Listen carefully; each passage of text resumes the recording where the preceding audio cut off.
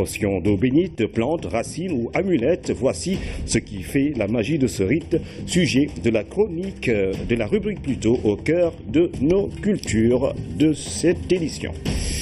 Bonsoir à tous. Le président de la République a reçu en audience mardi un ancien ministre des Affaires étrangères de la Serbie, Vuk Jeremić, et candidat au poste de secrétaire général des Nations Unies. Il a été le président de la 67e Assemblée générale des Nations Unies. Le candidat a exposé au chef de l'État ses priorités axées sur le développement durable et la sécurité. Le voici à sa sortie d'audience.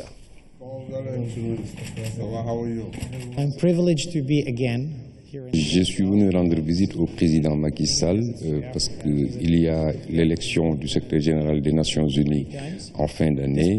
Je suis venu donc le voir pour qu'on puisse échanger. Moi-même, je suis candidat à cette élection pour qu'on puisse échanger sur les priorités du Sénégal, sur les priorités aussi de l'Afrique par rapport à cette élection et sa vision des Nations Unies pour les prochaines années. Je suis le seul candidat qui, pour le moment, a mis en place carrément une plateforme pour décliner sa vision et ses priorités lorsqu'il sera élu secrétaire général des Nations Unies. Deux de mes priorités essentielles seront le développement durable, la paix et la sécurité. Et j'ai clairement expliqué au président quelles seront les démarches et les différentes initiatives et mon engagement à mettre en œuvre ces priorités que j'ai déjà établies sur ma plateforme, particulièrement pour ce qui concerne l'Afrique. Le chef de l'État a également reçu l'ambassadeur d'Arabie Saoudite au Sénégal, Abdallah Al-Abdan, et porteur d'un message du roi Salman, message adressé au président de la République en sa qualité de président en exercice de la conférence des chefs d'État et de gouvernement de la francophonie. Nous l'écoutons au micro de nos reporters. J'ai eu l'honneur d'être reçu par le président Macky Sall. Nous avons discuté de questions bilatérales et du renforcement de nos relations de coopération, mais je suis surtout venu remettre au président Macky Sall, président en exercice de la conférence des chefs d'État et de gouvernement de l'OIF, un message du roi Salman Ben Abdelaziz. Je suis porteur donc d'un message qui décline l'ambition du Royaume d'Arabie Saoudite d'intégrer l'Organisation internationale de la francophonie en tant que membre observateur.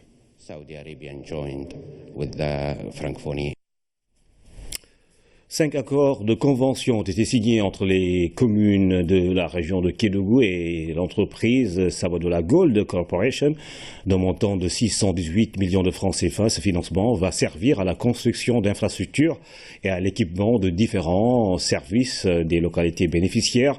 La remise des chèques a été faite en présence du ministre de l'Industrie, Philomène Constance Diagne.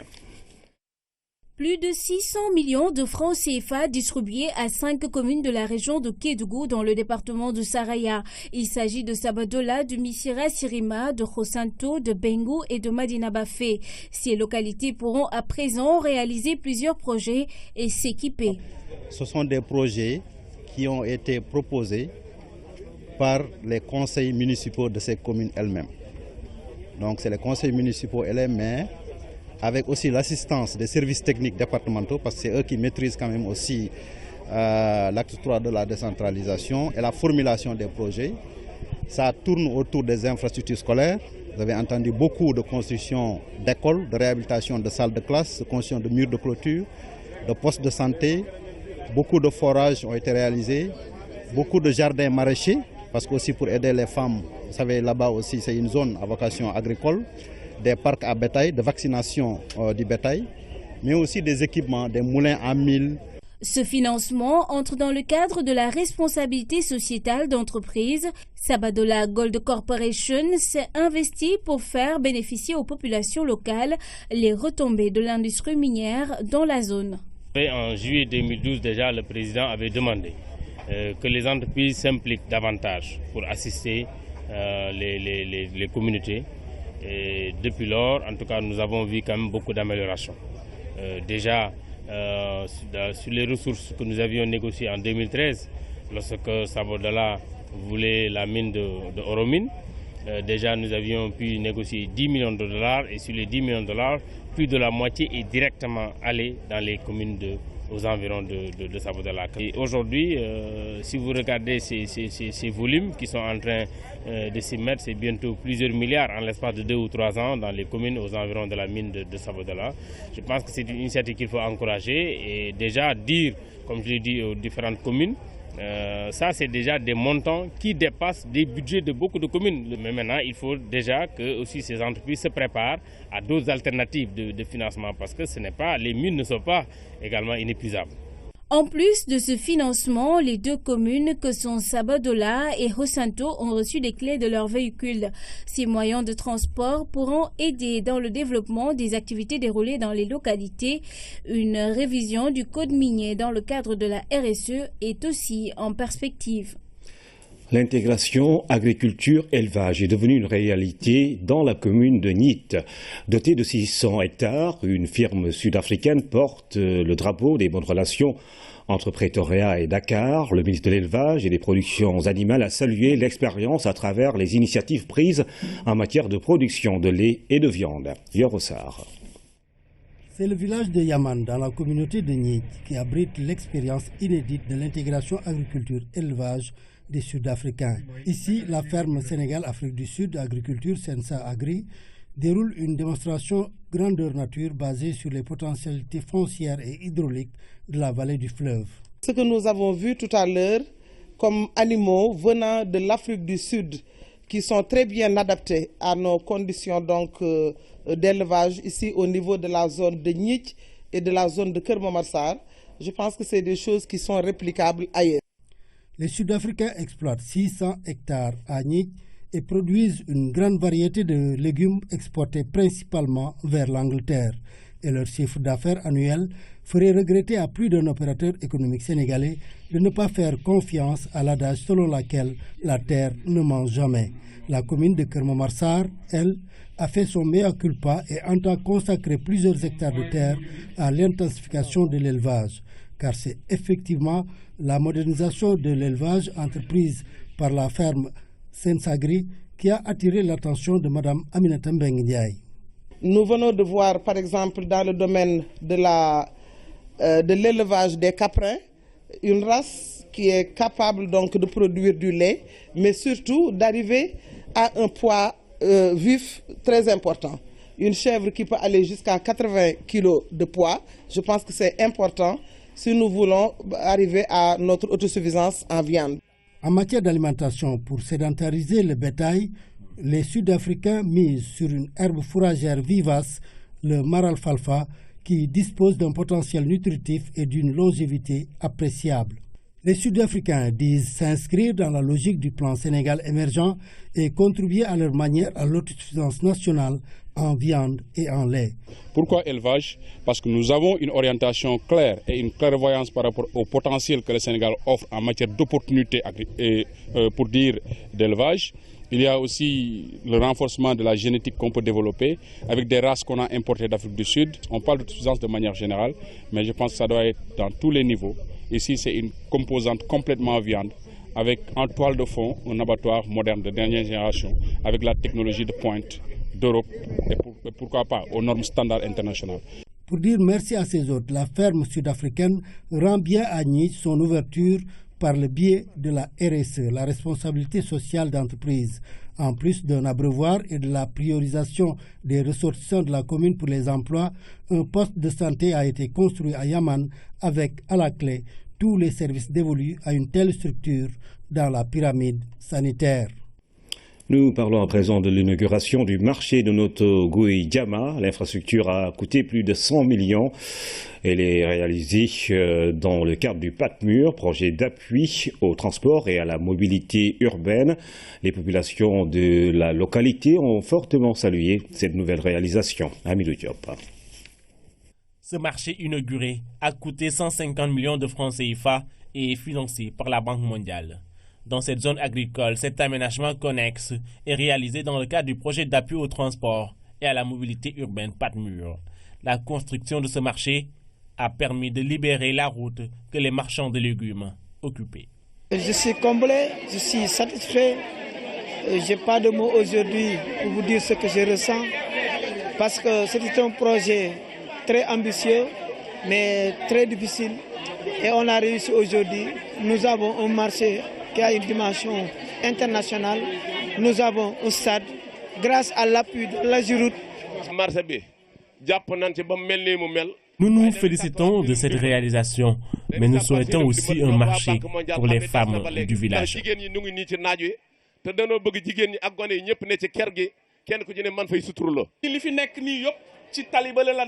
Toutes ces marchandises que vous voyez étaient entassées sur la route et cela freinait le développement de notre localité. Dans cette zone, environ 100 000 tonnes de légumes et de produits frais sortent ici. Avec ce nouveau marché, c'est l'emploi qui est sécurisé. Nous avons réussi à améliorer la fluidité parce qu'auparavant, dans le cadre de l'exécution, on avait des problèmes en traversant nos taux. Il y avait tout le temps des occupations illégales. L'emprise de la route était tout le temps occupée par les commerçants, les transporteurs. Je pense qu'aujourd'hui, nous avons réussi à délocaliser le marché. C'est un bijou très important pour le développement économique de cette zone. Pratiquement, si vous quittez aujourd'hui Bayer jusqu'à Mboro, pratiquement, toutes les femmes, tous les hommes que vous voyez ici, du matin au soir, ils se battent quotidiennement pour développer leurs activités à travers le grand marché qui était pendant de longues années un marché de référence. Population locale et autres autorités ont demandé à ce que ce bijou soit bien entretenu. Un appel valable aussi pour la dorsale des Niayes, une route qui permet de désenclaver la zone. 5000 kits alimentaires seront distribués tout au long du mois béni de Ramadan par la Turquie et le ministère de la Femme, de la Famille et de l'Enfance. Un premier lot a été remis à plus de 500 nécessiteux. Cette période est un fort moment de solidarité et de partage tel que recommandé par l'islam. Abbas Sow. La solidarité caractéristique de tout bon musulman. L'acte de solidarité est posé par un partenaire social de la République du Sénégal, la Turquie, qui a mobilisé des moyens conséquents, des kits composés de riz, du lait, du sucre, des dattes entre autres sont mises à la disposition des nécessiteux. Vous contribuez à mettre à la disposition des musulmans des moyens d'entamer le jeûne avec quiétude. Un proverbe wolof vient de chez nous, nous enseigne que teranga du touti. En d'autres termes, le bienfait, quelle que soit sa nature et sa quantité, ne peut être sous-estimé dès lors qu'il exprime cet élan de solidarité. La solidarité recommandée par toutes les religions révélées est indispensable pour promouvoir la paix sociale, l'entente et l'harmonie au sein des communautés. Le ministère de la Femme, de la Famille et de l'Enfance et la communauté Lébou ont reçu ces dons destinés à 525 familles. L'objectif est de ravitailler 5000 tout au long du mois béni de Ramadan. Et c'est cela que nous rappelle l'ensemble des actions réalisées au Sénégal par la République sœur de Turquie, dont le soutien et l'engagement à travers ces différentes représentations au Sénégal ont permis de construire, d'équiper ou de rénover des infrastructures sociales de base dans beaucoup de localités du pays. L'association Merci Universel s'est illustrée dans plusieurs actions au profit des démunis. Ces actions ont été saluées par Maria Massar, ministre de la Femme, de la Famille et de l'Enfance, qui a pris des dispositions particulières pour une distribution équitable à tous les bénéficiaires de ces dons. Nous y sommes donc. Les musulmans du monde entier sont de plein pied dans le mois béni de Ramadan. Un mois de privation, de pardon et de prière. Le Ramadan est sacré, c'est l'un des 5 piliers de l'islam. C'est dans la sourate Al-Baqarah que se trouvent ces recommandations divines. Quel sens le jeûne englobe-t-il? Aramna nous en dit plus. Au-delà de la privation et de tout ce qui ressort comme épreuve du jeûne, le Ramadan revêt avant tout un caractère miséricordieux. En atteste cette parole du prophète. L'homme le plus malheureux, l'homme le plus malchanceux de la création, c'est celui qui, étant présent pendant le mois de Ramadan, se retrouve au finish avec un seul péché. Ça veut dire quoi? Ça veut dire que le Ramadan est là véritablement pour remettre le compteur des péchés à zéro. L'occasion est unique, elle ne revient qu'une fois par an. Le Ramadan est obligatoire, c'est même le 4e des 5 piliers de l'islam. Il est recommandé par un verset de la Sourate al-Baqarah qui dit que Kutiba alaykum siyam kama kutiba alal ladhina min qablikum la'allakum tattaqun. Nous avons prescrit donc le jeûne du Ramadan, vous, musulmans, comme nous avons aussi prescrit le même jeûne à ceux qui vous ont précédés. Pour les musulmans, le Ramadan dure entre 29 et 30 jours. Abstention de manger, de boire, de désirs charnels est ce qu'on en retient le plus. Il est attendu beaucoup plus du musulman. Il doit faire tout pour réussir le test que le bon Dieu lui a posé. Maintenant, tout ce qui peut porter atteinte à cette réussite, le musulman doit l'éviter. Et maintenant, tout ce qui est prescrit par le bon Dieu, tout ce qui est recommandation, le musulman doit tout faire pour avoir l'agrément du bon Dieu. Parce que vraiment, l'enjeu est de taille. C'est que quand tu ressors avec le diplôme de crainte d'Allah, c'est un diplôme d'honneur qui ouvre toutes les portes du bonheur. Cela dit, le jeûne est encadré, ne jeûne pas n'importe quel musulman. Il faut être d'abord un musulman qui est en bonne santé et aussi qui a son esprit sain. Pour ce qui concerne donc surtout les hommes. D'autres particularités pour les femmes, c'est d'être pur. Ainsi, après la profession de foi, la prière, la zakat, c'est le jeûne qui suit pour le musulman, se purifier pour gagner le pardon de Dieu, ce à quoi s'attellent tous ceux qui y sont astreints. C'est donc de la Sourate al-Baqarah, la vache, que tout est parti. Nous sommes au premier jour du mois de Ramadan. Notre reporter Al-Fatimata Banelba a fait un tour dans la ville pour voir si les Sénégalais changent certains de leur comportement durant ce mois béni. Suivons son reportage. Le Ramadan change bien des habitudes. Il suffit d'un tour au garage La Dior pour s'en convaincre. Si certains roupillent déjà, d'autres comme Malaw se prélassent tranquillement à l'ombre. Je m'oppose ici en attendant qu'on répare ma voiture. C'est pas lié au Ramadan. Chaque jour, je fonctionne comme d'habitude. Ici, quelques restauratrices continuent à remuer leurs marmites, tandis que d'autres ont préféré prendre leur congé.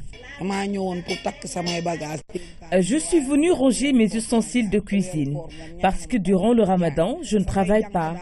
Je laisse mes employés cuisiner pour leur propre compte. Nous avons des clients qui comptent sur nous pour manger. Nous préparons le ndogu du soir. Il y a des chrétiens ici et des gens malades, donc il faut penser à eux. On prépare le déjeuner pour eux, même si c'est moins que d'habitude.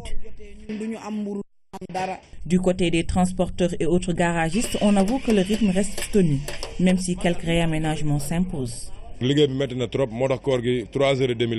n'est pas un boulot facile. En général, durant le Ramadan, au lieu de venir à 8 h, nous démarrons la journée à 9 h 30 pour descendre à 15 h 30 car il y a moins d'activité. Pour nous, quand même, il n'y a aucun changement. Nous restons des fois jusqu'à 0 heure. Entre privation et obligation de jeûner, force est de reconnaître que seule la foi peut priver d'un bon repas. Mais ce n'est pas l'envie qui manque. Par inadvertance, quand on cuisine, on peut goûter sans le faire exprès. Autre lieu, autre décor, Rond-Point Sandaga. Ici, les affaires tournent au ralenti. Et pour cause?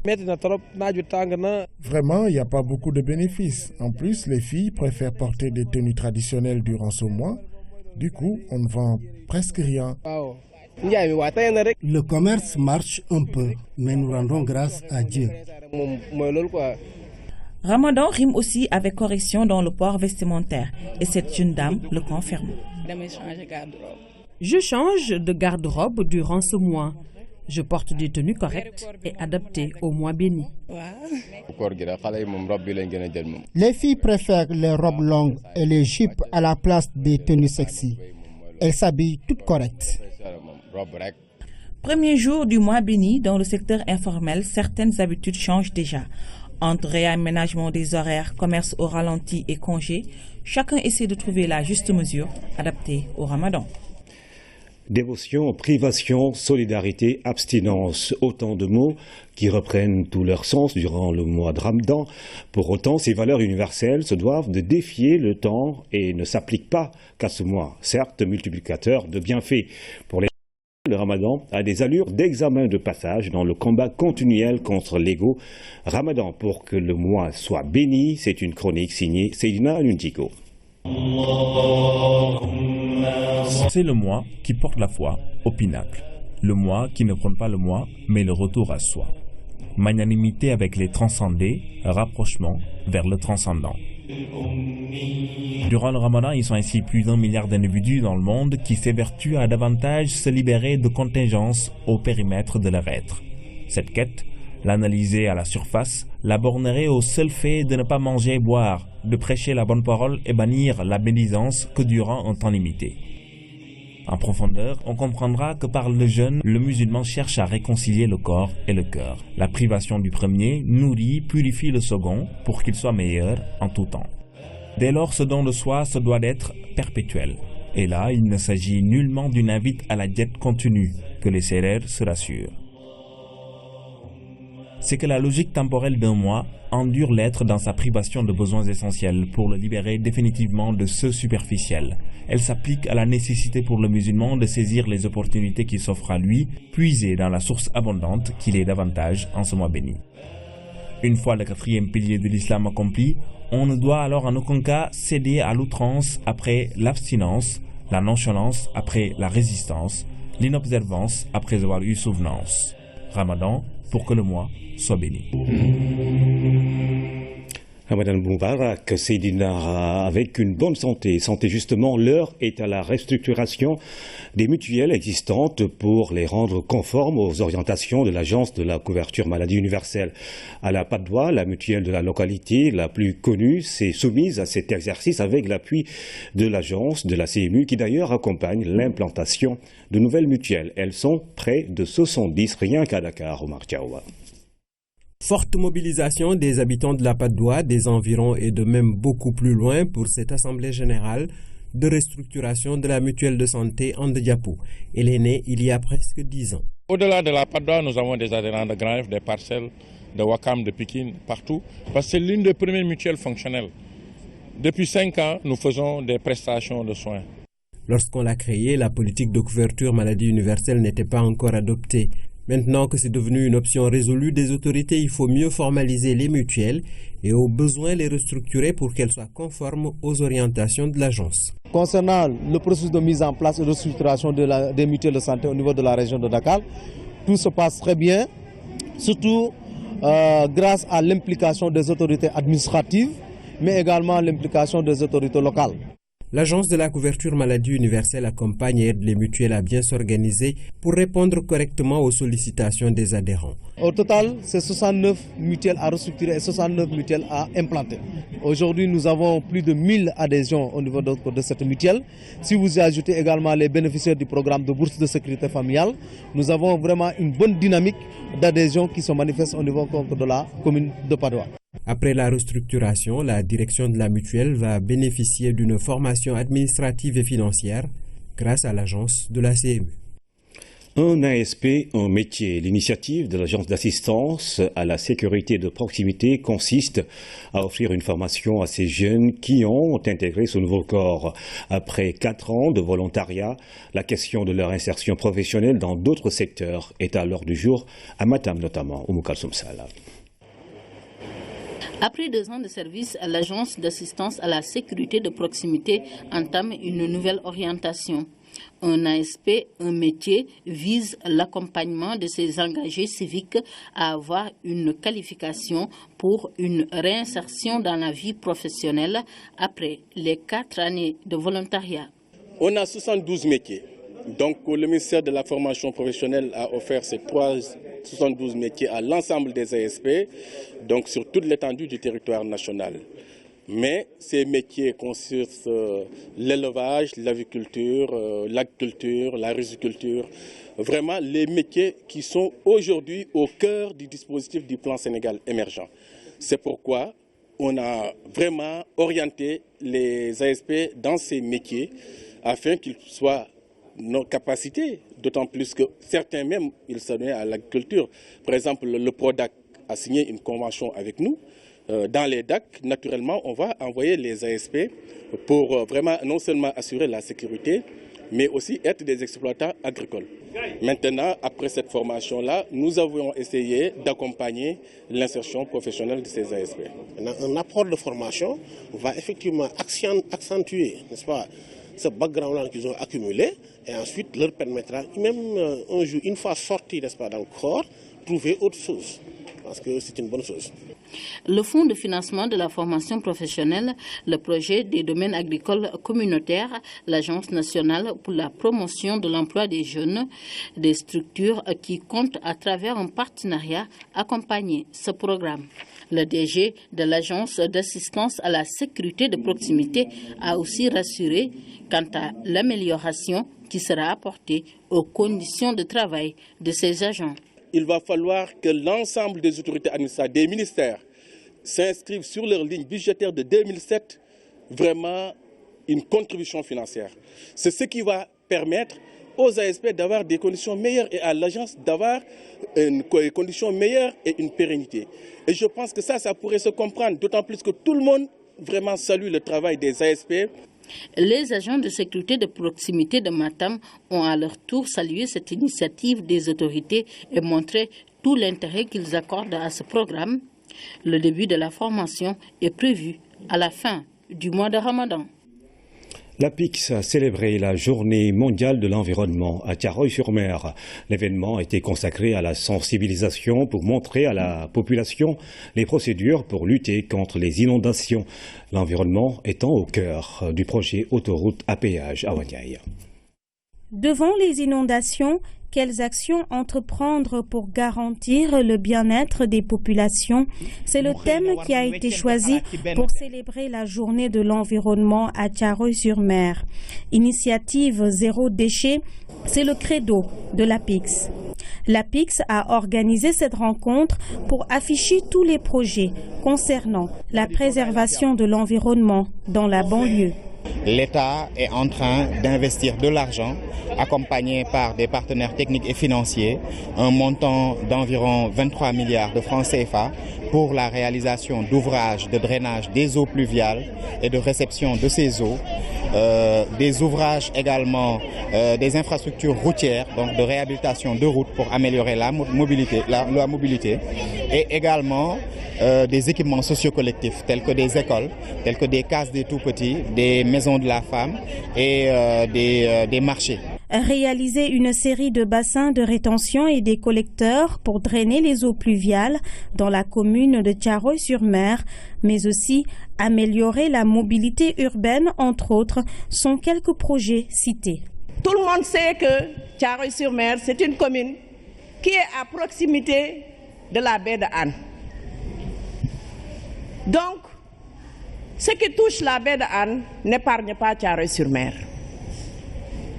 Tout le monde sait que les inondations, c'est un problème majeur pour Thiaroye-sur-Mer.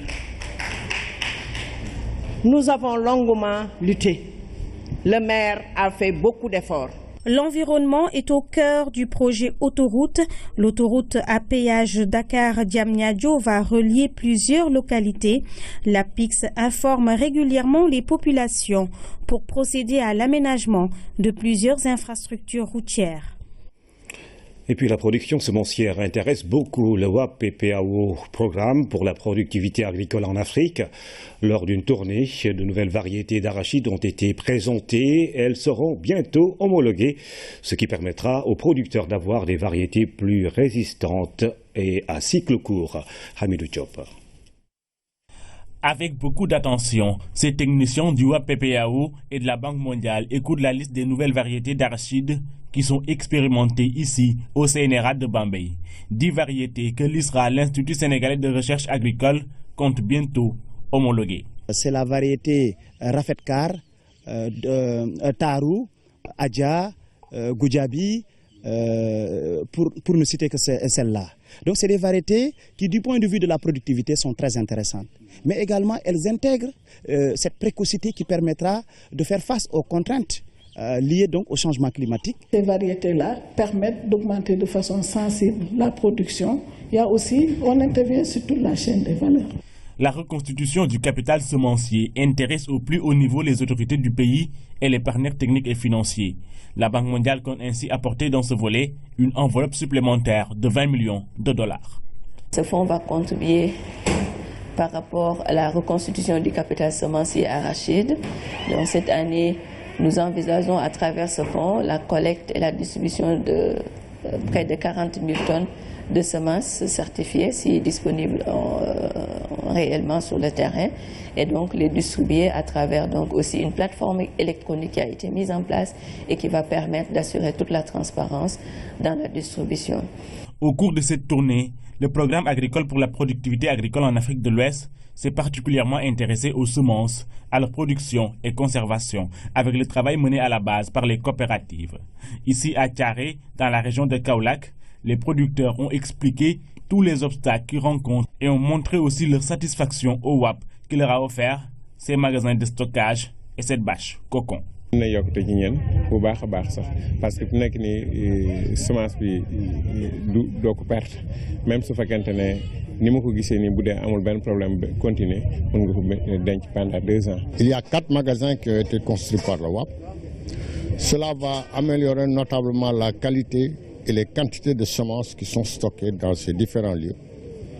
Et ça va permettre à ces coopératives d'améliorer leur chiffre d'affaires, donc d'améliorer leur rentabilité, de fournir de meilleurs services. Des échanges fructueux ont pu être menés.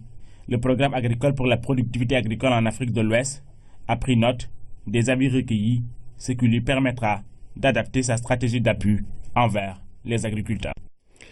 Invulnérabilité. Le mot est fort, certes, mais chez les Diola, il a toute sa place. Dans cette communauté du sud du Sénégal, la tradition veut que tout homme soit invulnérable à l'arme blanche. Dans ce milieu, cela s'appelle le Koundani. Il suffit d'une portion d'eau bénite, de plantes, de racines ou d'amulettes pour créer cette magie ancestrale dans le Foni et le Blouf. C'est le sujet de la rubrique Au cœur de nos cultures avec Fatou Diouf. Un spectacle hors du commun. Des hommes qui rivalisent d'invulnérabilité à l'arme blanche. Le son de la flûte les galvanise davantage. Un acte de bravoure et de courage chez les Diola. Il y a des hommes qui sont là, mais les hommes se diffèrent. Chacun se dit que je suis un homme. Mais ce que je peux faire, beaucoup de gens ne peuvent pas le faire. C'est ça.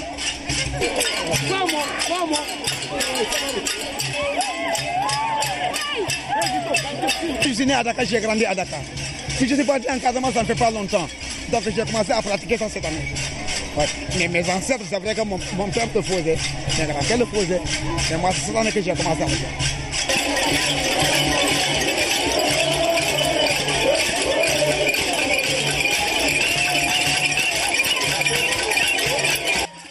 Koundani en langue diola ou invulnérabilité, cette pratique date des temps anciens.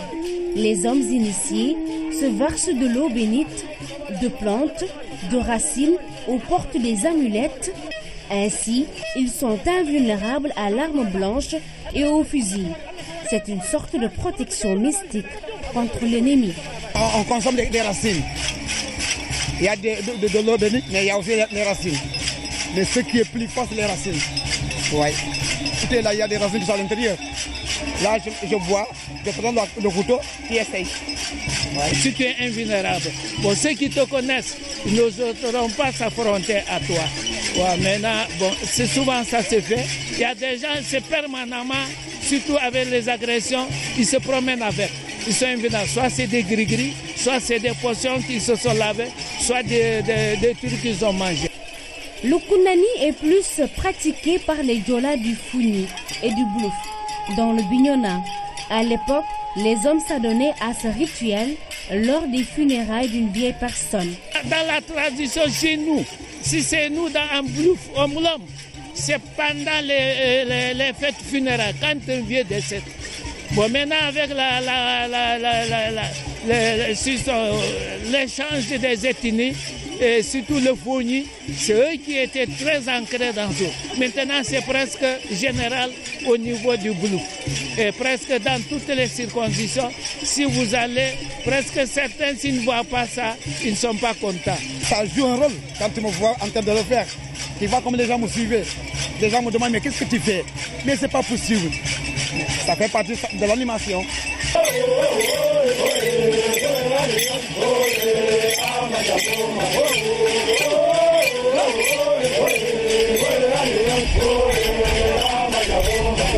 Le brassage ethnique a changé la donne. Aujourd'hui, presque dans toutes les manifestations culturelles, les gens le font pour divertir le public. Au-delà de l'animation, ils assurent également la sécurité des lieux. Je suis là parce que ça fait partie aussi de la sécurité. Vous voyez, je suis là, je suis dehors. Ce n'est pas parce que je suis en train de me faire couper le corps que je dis non. On est là parce qu'on est en train de surveiller la foule. Parce qu'il y a des malfaiteurs qui sont parmi nous.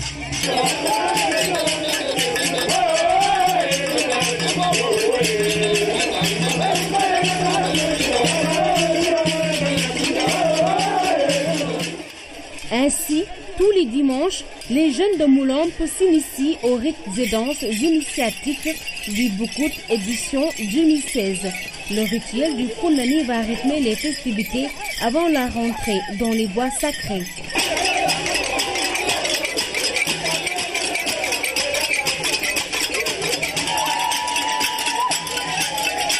C'est une fête très importante, c'est le Diola.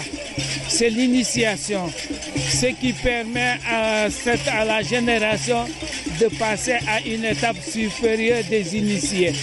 Puisque à l'état où ils sont, ils ne peuvent pas contracter mariage.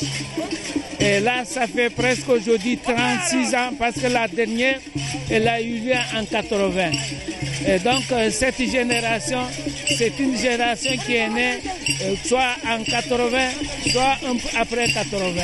Être invulnérable aux métaux grâce à de l'eau bénite, une réalité culturelle des Diola, du Boulouf et du Fogni. Dans la tradition des Adjamat, un vrai homme doit être invulnérable afin de se protéger de toute agression. Et ça peut bien calmer les ardeurs d'un CRR malveillant. Le Koundani, c'était le sujet au cœur de la rubrique, au cœur de nos cultures. 7 jours à Kigali, le film qui retrace les pages sombres du génocide rwandais a été projeté à Dakar, réalisé par un journaliste français. Il revient sur les crimes perpétrés par les Hutus sur les Tutsis. On parle de milliers de victimes en 100 jours. Plus jamais ça, le CODESTRIA, l'ambassade du Rwanda et le centre d'information des Nations Unies se liguent pour réfléchir sur la prévention des génocides en Afrique. Jeanne Dior. La salle qui porte le nom du capitaine Baïdiagne était sombre le temps d'une projection de film. 7 jours à Kigali n'est ni une mise en scène, encore moins une pièce théâtrale, mais le vécu du peuple rwandais. L'émotion a fini par gagner certains qui étaient comme plongés dans cette matinée du 7 avril 1994. Que la barbarie des crimes était tellement terrible, terrifiante, qu'on assassinait des enfants à coups de machette, on éventrait des femmes enceintes, on tuait les vieillards, on tuait les hommes, les femmes, sans aucune distinction. Dès que quelqu'un avait sur sa carte d'identité la mention Tutsi, dès que quelqu'un était soupçonné à partir de ses traits physiques d'être un Tutsi, il était assassiné. C'est de comprendre aussi que la communauté internationale avait des représentants sur place qui auraient pu interrompre les massacres. Et malgré tout, tout le monde a laissé faire. Une fin de crise dans les pays africains, la paix, mais aussi rompre avec la culture de l'impunité. C'est le cri du cœur de cette survivante du génocide. Je n'ai ni mon père, ni des grands-parents, ni la colline que j'appelais ma colline. Vous voyez l'animosité qui était là. Donc c'est important parce que si les survivantes doivent pouvoir vivre, pardonner, il faut au moins cette reconnaissance. Mais c'est aussi important parce que quand il y a à cette couverture du génocide rwandais, du génocide au Rwanda, les génocidaires deviennent victimes. Il n'y a pas moyen de faire la justice. Jusqu'à maintenant, on crie pour que le monde puisse nous aider. Une table ronde est organisée pour marquer la journée internationale de réflexion sur le génocide au Rwanda, célébrée le 7 avril de chaque année. Les panélistes sont revenus sur les massacres, mais aussi la lutte que les Africains doivent mener contre l'idéologie du génocide. Nous avons des défis auxquels il faudrait s'atteler aujourd'hui. La répartition très inégalitaire des richesses et du pouvoir, la discrimination, l'exclusion que subissent certains groupes sociaux. Le rôle de la recherche, c'est d'abord d'arriver à comprendre l'origine des phénomènes et ce qui explique en fait les expériences comme celle-là. Mais c'est à partir de là également, c'est de pouvoir prévenir en fait au fond. Les pages sombres de l'histoire du génocide rwandais révèlent plus de 800 000 victimes. Des années plus tard, l'Afrique, à travers ses organisations, cherche à éviter ces conflits ethniques dans le continent noir. Dans l'actualité internationale, cet attentat qui a fait 10 morts et 36 blessés en Turquie, Hillary Clinton, vainqueur de la primaire démocrate, mais démarrant par les soucis de santé du président nigérian qui souffre de l'oreille, Cher Traoré. Mohamedou Buhari à Londres pour se faire soigner. Le chef de l'État nigérian souffre d'une otite persistante que les spécialistes à Abuja n'ont pas pu soigner. Âgé de 73 ans, Mohamedou Buhari souffre de l'oreille et son audition a décliné sérieusement, l'amenant à annuler des visites en province ces derniers jours. Les services de la présidence tiennent toutefois à préciser que le président n'est pas malade pour couper court aux rumeurs. Au moins 12 morts et 36 blessés, c'est le bilan d'un attentat à la voiture piégée ce mardi dans le centre-ville d'Istanbul. L'explosion a eu lieu près d'un arrêt de bus. L'attentat à la bombe visait un autocar de la police, rapportent des médias turcs. 4 suspects ont été arrêtés. Aux États-Unis, Hillary Clinton en passe de représenter le Parti démocrate à la présidentielle américaine. Selon plusieurs médias, elle a dépassé la majorité absolue des 2383 délégués nécessaires pour l'investiture démocrate. Mais son adversaire Bernie Sanders continue de s'accrocher. Il dénonce une précipitation médiatique. Mesdames, Messieurs, c'est terminé pour cette édition. Encore une fois, merci de suivre l'actualité tous les jours sur la première chaîne de télévision sénégalaise.